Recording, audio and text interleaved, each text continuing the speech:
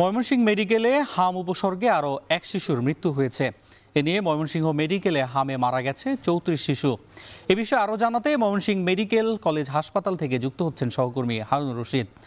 হারুন, বর্তমানে হামের উপসর্গ নিয়ে এই হাসপাতালে কতজন রোগী ভর্তি আছে জানাবেন, আর সার্বিক পরিস্থিতি সম্পর্কে বিস্তারিত জানাবেন। অন্যয় ময়মনসিংহ মেডিকেল কলেজ হাসপাতালের যে হাম আইসোলেশন সেন্টার রয়েছে সেখানে আজকে সকাল ৮টা পর্যন্ত যে হিসাব আমরা পেয়েছি সেই হিসাবে ১০৪ জন হাম আক্রান্ত রোগী কিন্তু ভর্তি রয়েছে এবং এদের বেশিরভাগই শিশু এবং এখানে প্রাপ্তবয়স্ক বা বয়স্ক মানুষজনও হাম আক্রান্ত হয়ে ভর্তি রয়েছেন এই হাম আইসোলেশন সেন্টারে।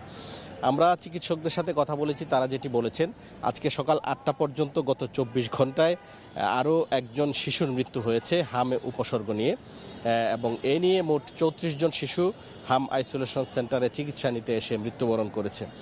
এবং আমরা চিকিৎসকদের সাথে কথা বলেছিলাম, তারা যেটি বলেছেন যে সমস্ত শিশুরা মৃত্যুবরণ করেছে তারা হাম উপসর্গ নিয়ে হাসপাতালে ভর্তি হয়েছে, কিন্তু তাদের অন্যান্য জটিলতা ছিল, যেমন হার্ট ফেইলিউর, নিউমোনিয়া সহ নানা ধরনের শ্বাসকষ্ট সহ নানা ধরনের জটিল রোগে তারা আক্রান্ত ছিলেন এবং হাম উপসর্গ থাকলেও তাদের মৃত্যু হয়েছে হার্ট ফেইলিউর বা নিউমোনিয়া বা শ্বাসকষ্টের কারণে।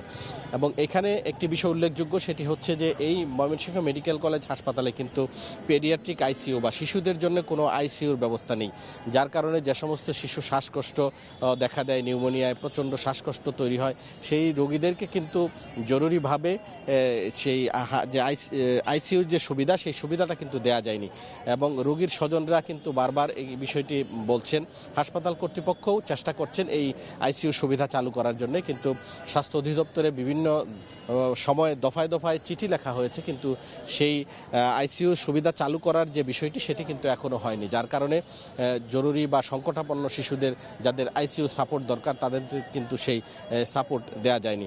এবং আমরা হাসপাতাল কর্তৃপক্ষ থেকে আমরা যে জানতে পেরেছি সেটি হচ্ছে আজকে সকাল ৮টা পর্যন্ত গত ২৪ ঘন্টায় নতুন করে ৩৪ জন শিশু ভর্তি হয়েছে হামের উপসর্গ নিয়ে হাম আইসোলেশন সেন্টারে এবং গত ২৪ ঘন্টায় ৩২ জন শিশু সুস্থ হয়ে বাড়ি ফিরে গেছেন। এবং চিকিৎসকরা যেটি বলছেন যে এখন কিন্তু রোগীর সংখ্যা বাড়ছে এবং প্রায় সময় ৩০+ রোগী কিন্তু ভর্তি হচ্ছে এবং চিকিৎসকরা চেষ্টা করছেন তাদের সাধ্য অনুযায়ী যারা আক্রান্ত রোগী বা শিশু যারা ভর্তি হচ্ছেন তাদেরকে চিকিৎসা দেওয়ার জন্যে।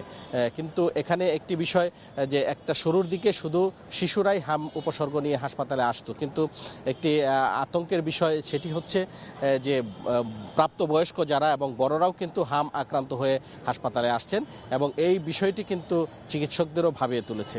তো এই ছিল আমার কাছে ময়মনসিংহ মেডিকেল কলেজ হাসপাতাল থেকে হাম সংক্রান্ত সর্বশেষ খবর। ময়মনসিংহ মেডিকেল কলেজ হাসপাতাল থেকে যুক্ত ছিলেন সহকর্মী হারুনুর রশিদ।